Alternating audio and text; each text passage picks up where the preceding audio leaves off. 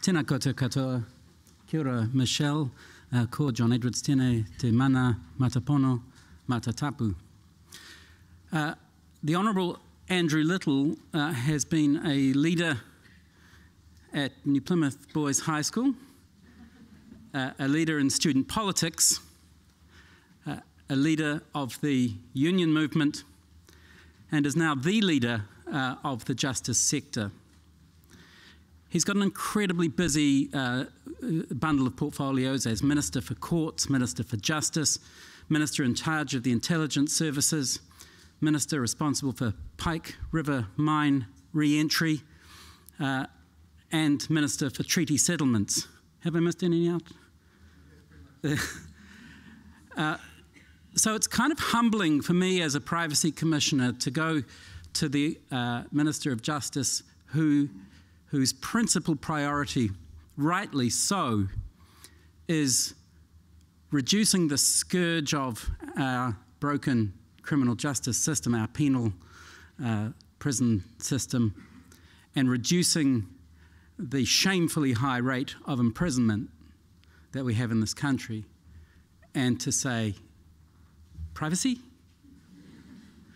But it is a great credit, I think, to Minister Little that he is able to hold more than one thing in his head at a time as important.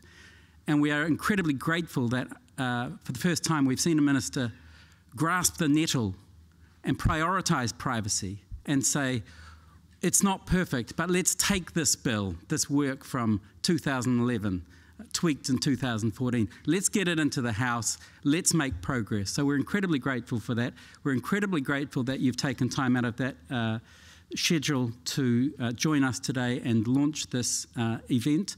And we welcome you and thank you again for participating.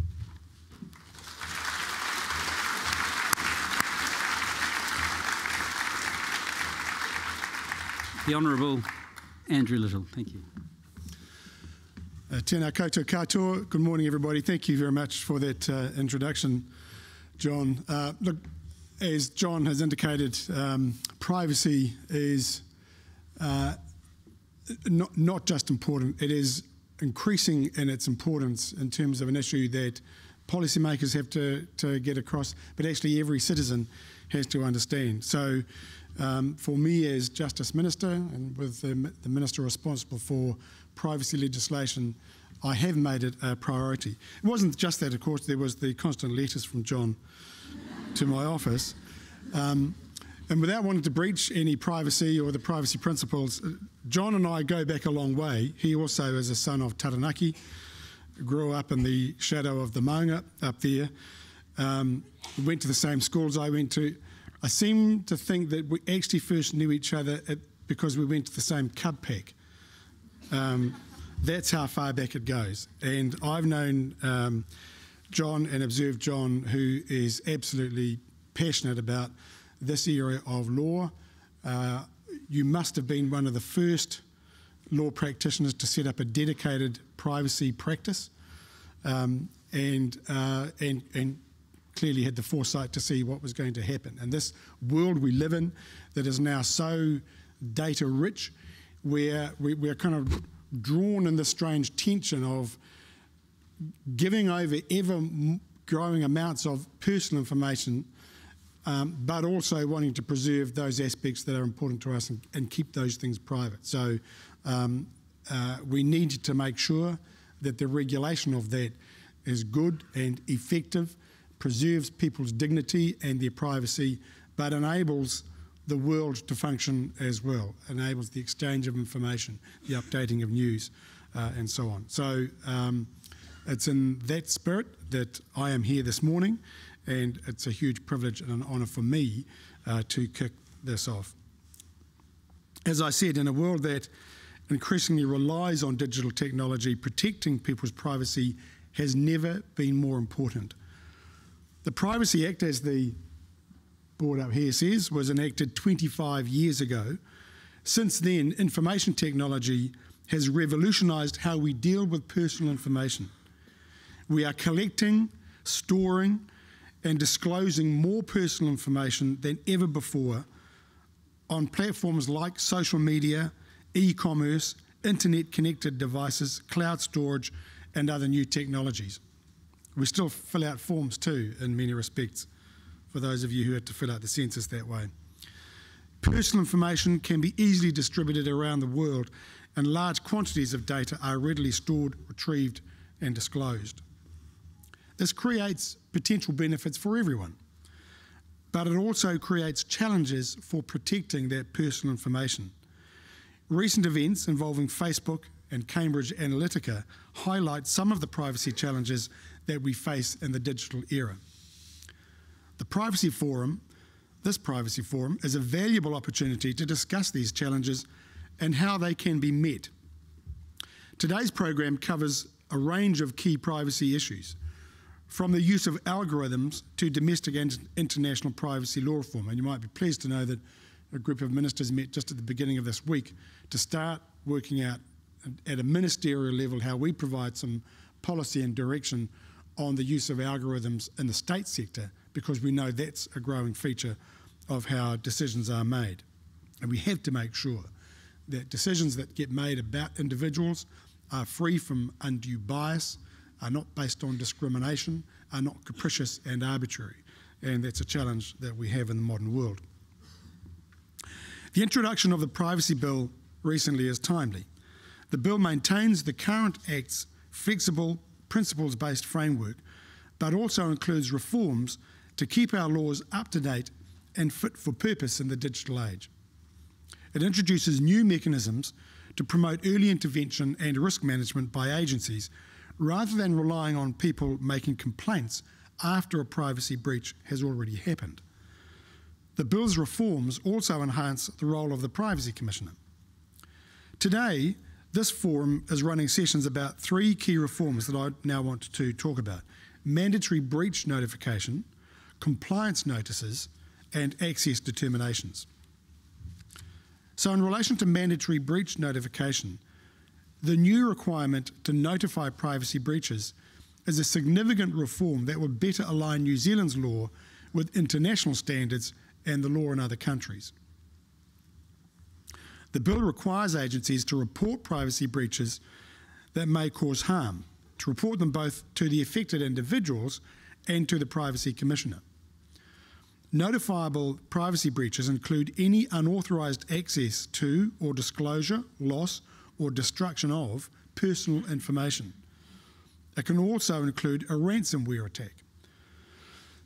This is a change from the policy approved in 2014, which envisaged a two-tier system. I opted for a simplified single-tier threshold, which focuses on whether a breach may cause harm and is easier for agencies to understand. Privacy breaches can affect people significantly.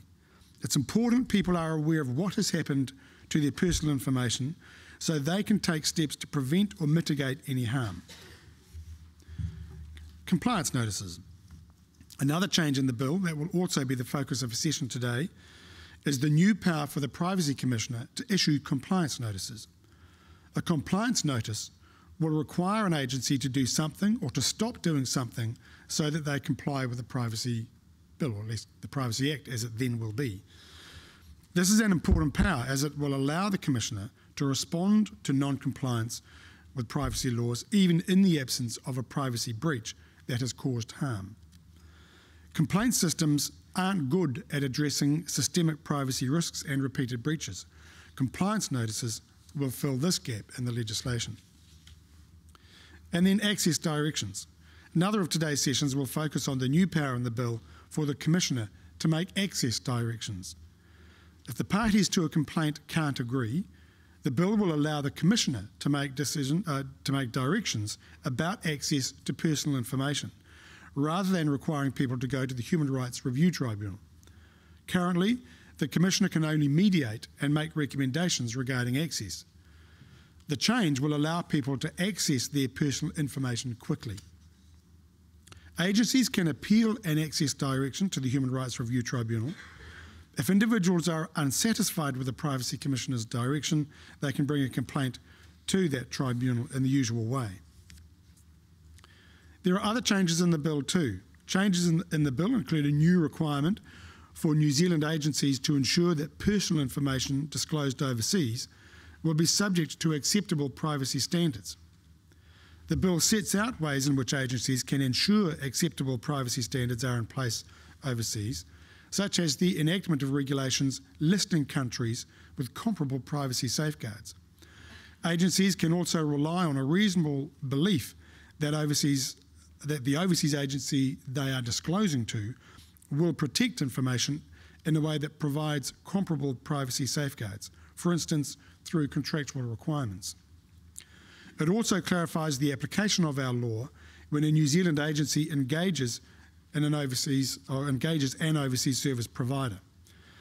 The bill also creates new criminal offences for misleading agencies in a way that affects someone else's information and knowingly destroying documents containing personal information where a request has been made for it. The bill enhances the Privacy Commissioner's existing investigation powers by allowing him or her to limit the timeframe for an agency to comply with a requirement to provide information and increasing the penalty for non-compliance. Let me turn to Europe's new General Data Protection Regulation. Jacqueline Peace, Nicola Hermansen and Professor Paul Roth will also be running a session this morning about the European Union's new General Data Protection Regulation, coincidentally known as GDPR, which comes into force on the 25th of May. New Zealand is one of the few countries in the world which holds adequacy status with the European Union. This means businesses and organisations can send information to New Zealand for processing without needing to apply additional safeguards.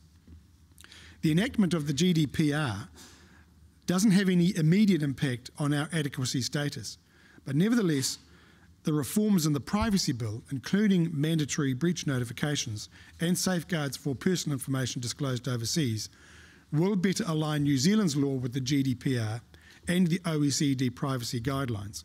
This will assist New Zealand's case for maintaining its adequacy status. Can I conclude just by saying privacy law is an evolving area and privacy interests are only going to increase in importance as digital technology improves. The issues discussed at the Privacy Forum today, therefore, are of critical importance. I hope that the discussion will inform you of the new challenges we face in the digital age, but also give you confidence that our privacy law reform includes significant reforms to promote and protect your privacy interests.